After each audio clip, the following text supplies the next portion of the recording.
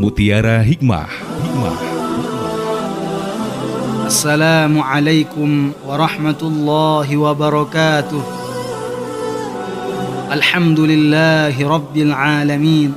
Wassalatu wassalamu ala ashrafil mursalin wa ala alihi wa sahbihi at-tayyibin at-tahirin. Sesungguhnya pada sebagian orang mukmin kematian yang tiba-tiba tanpa sebab sakit, mereka memiliki derajat dan kedudukan yang tinggi menurut Allah Ta'ala.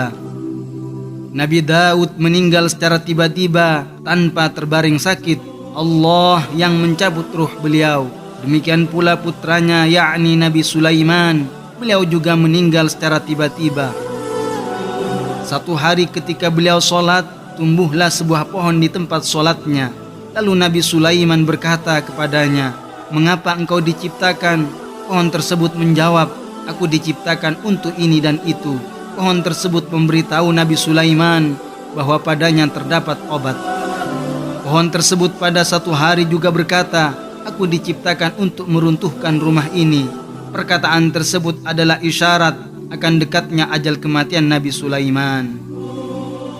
Kemudian Nabi Sulaiman meminta kepada Allah agar menyembunyikan kematian beliau dari bangsa jin, karena Nabi Sulaiman menaklukkan dan menguasai mereka.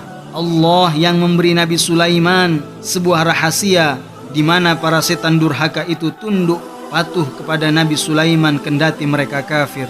Sebagian dari mereka ada yang membuat bangunan untuk Nabi Sulaiman dan sebagian lainnya mengeluarkan mutiara dari laut. Nabi Sulaiman mempekerjakan mereka dengan beberapa pekerjaan yang berat. Apabila salah satu dari mereka menentangnya, maka Allah menurunkan azab atau siksaan yang membinasakannya. Karena itulah mereka melakukan pekerjaan yang berat tersebut. Nabi Sulaiman meminta kepada Allah agar merahasiakan kematian Nabi Sulaiman dari jin. Hingga pada satu hari beliau sholat dalam posisi berdiri sambil bersandar pada tongkat miliknya.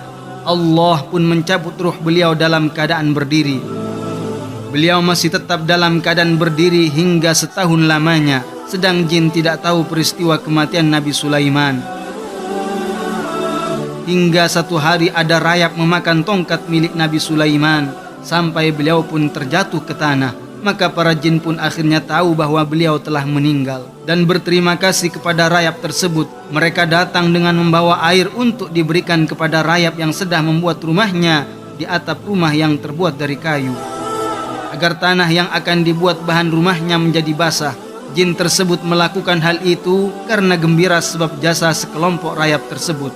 Binatang kecil itu populer di negara Arab karena terbiasa memakan kitab-kitab dan atap kayu.